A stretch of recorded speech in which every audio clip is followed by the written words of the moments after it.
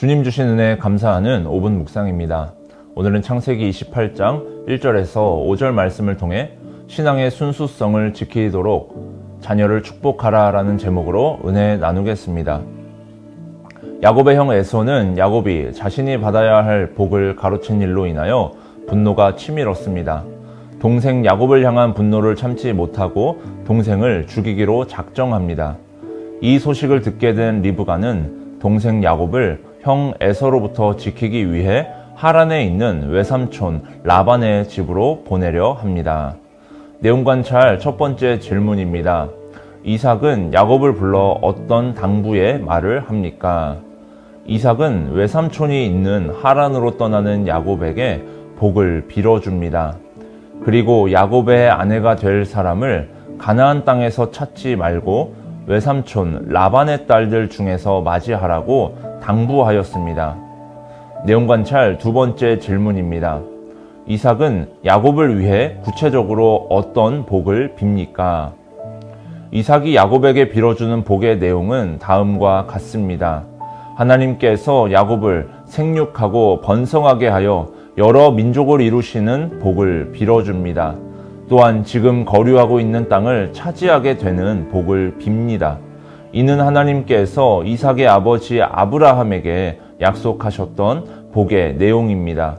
하나님께서 아브라함에게 약속하신 복의 내용이 아들 이삭을 거쳐 손자 야곱에게까지 이루어지는 것입니다. 연구와 묵상입니다.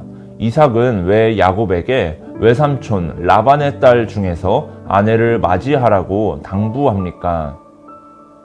야곱이 터를 잡고 있는 가나안 땅에서 만날 수 있는 족속들은 여호와 하나님을 알지 못하는 자들입니다. 하나님이 아닌 다른 우상을 섬기는 자들입니다. 야곱의 형 에서는 가나안 지역의 헷 족속을 아내로 맞이하였습니다. 따라서 이삭은 야곱에게 700km 떨어진 밧단 아람 지역에 가서 동족인 라반의 딸을 아내로 맞으라고 당부하였습니다. 이는 여호와 하나님을 경외하는 신앙의 유산을 지키기 위해서 내린 당부였습니다. 느낀 점입니다. 야곱의 도피가 결국 믿음의 동족과의 결혼으로 이어지는 하나님의 섭리임을 볼 때 무엇을 느낍니까? 하나님의 사람은 하나님께서 지켜보고 인도하신다는 것을 다시 한번 생각해 보게 되었습니다. 야곱의 도피는 인간의 악한 생각으로부터 시작되었습니다. 야곱이 욕심을 부렸습니다. 이에 형 에서는 분노하였습니다. 그래서 살인을 결심하였습니다. 이에 어머니 리브가는 야곱을 피신시키려는 계획으로 야곱을 라반의 집에 보내려 합니다. 겉으로 보기에는 인간이 주도한 계획입니다.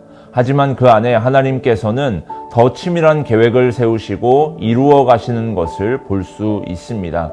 우리의 인생도 마찬가지입니다. 하나님께서는 우리를 너무나 잘 아십니다. 우리를 하나님의 자녀 삼아 주시고 우리의 부족함과 실수까지도 하나님의 방법으로 덮어 주십니다. 이것은 하나님께서 우리를 너무나 사랑하시고 하나님의 모든 관심이 우리에게 집중되어 있기 때문에 가능합니다. 하나님께서는 우리를 너무 잘 아십니다. 어떤 마음을 품고 어떤 생각을 가지고 어떤 결정을 하게 될지 알고 계십니다. 이와 같은 우리의 생각과 행동 위에 하나님께서 인도하실 계획을 세우시고 이루어 가십니다. 이를 통해서 우리의 삶을 믿음의 길로 인도하시는 하나님의 굳은 의지와 사랑을 보게 됩니다. 먼저 부르신 우리를 통하여 믿음의 세대 계승을 이루고 마지막 시대까지 구원의 복음을 전하실 것입니다. 결단과 적용입니다. 자녀나 교회 성도들에게 하나님 말씀을 따라 사는 은혜를 전한 적은 언제입니까? 다음 세대가 신앙의 순수성을 지키도록 믿음을 계승하기 위해 어떤 축복과 당부의 말을 하겠습니까? 창조주 하나님, 이 세상 만물과 나의 삶의 주인이 되시는 하나님에 대한 경외하는 마음을 먼저 가져야 합니다. 우리는 삶을 살아가면서 여러 가지 다양한 문제들을 직면합니다. 우리의 능력의 한계에 부딪힐 때가 돼서야 하나님을 찾는 것이 아니라 매 순간 하나님의 인도하심을 구하고 하나님께서 예비하신 길이 어디인지 잘 분별하며 가르쳐야 합니다. 그런데 매 순간 하나님께서 마치 내비게이션처럼 이리 가라 저리 가라를 구하는 것이 아니라 평소에 하나님에 대해서 잘 알고 있어야 합니다. 궁금해해야 합니다. 말씀을 통해서 하나님께서 기뻐하시는 것이 무엇인지, 싫어하는 것이 무엇인지 잘 알아야 합니다. 그래서 하나님께서 기뻐하실 수 있는 삶의 모습이 되도록 힘써야 합니다. 우리는 하나님의 뜻에 합당한 삶을 살아야 합니다. 하나님의 호불호를 잘 알고 있어야 합니다. 말씀에 기록된 하나님, 그분이 하신 일들을 통해서 하나님께서 어떤 상황에서 화를 내시고 어떤 상황을 즐거워하시는지 알아야 합니다.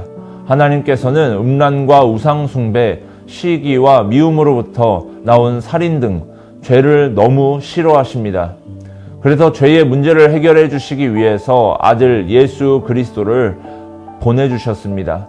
예수님으로 인해서 죄로부터 자유함을 얻은 우리는 이제 하나님의 뜻에 합당하게 사는 하나님의 자녀로 살아가야 합니다. 이 시간 함께 한마음으로 합심하여 기도합시다. 말씀을 기억하면서 우리의 삶이 하나님께 인도하심을 기뻐하는 삶이 되어서 믿음의 세대 계승이 이루어지게 하소서.